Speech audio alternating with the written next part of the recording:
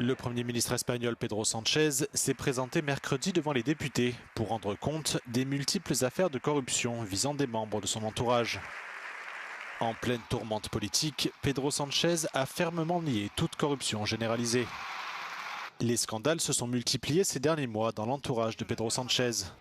Sa compagne Begoña Gómez et son frère David Sánchez sont notamment visés par des enquêtes pour corruption présumée. L'ancien Premier ministre socialiste Zapatero doit également répondre de soupçons de trafic d'influence, tandis que l'ex-ministre des Transports José Luis Ábalos a été condamné lundi à 24 ans de prison pour corruption.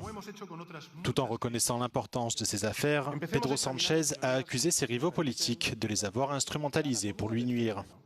Porque conviene saber que detrás de este cúmulo de titulares, de filtraciones, de especulaciones, hay tres cuestiones distintas, tres cuestiones de naturaleza y de escala diferentes, que, por cierto, determinados actores políticos y mediáticos están tratando de mezclar para equiparar y con ello confundir a la gente, crear una sensación de corrupción generalizada que, ya les digo, señorías, no existe.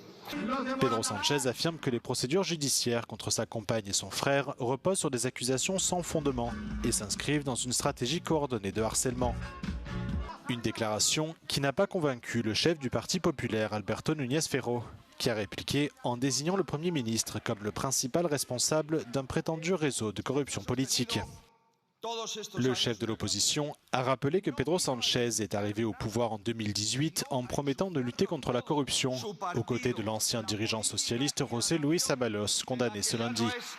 Alberto Núñez Feijóo a par ailleurs annoncé le dépôt d'une motion de censure. Les députés du parti indépendantiste Ensemble pour la Catalogne ont également réclamé la démission de Pedro Sánchez.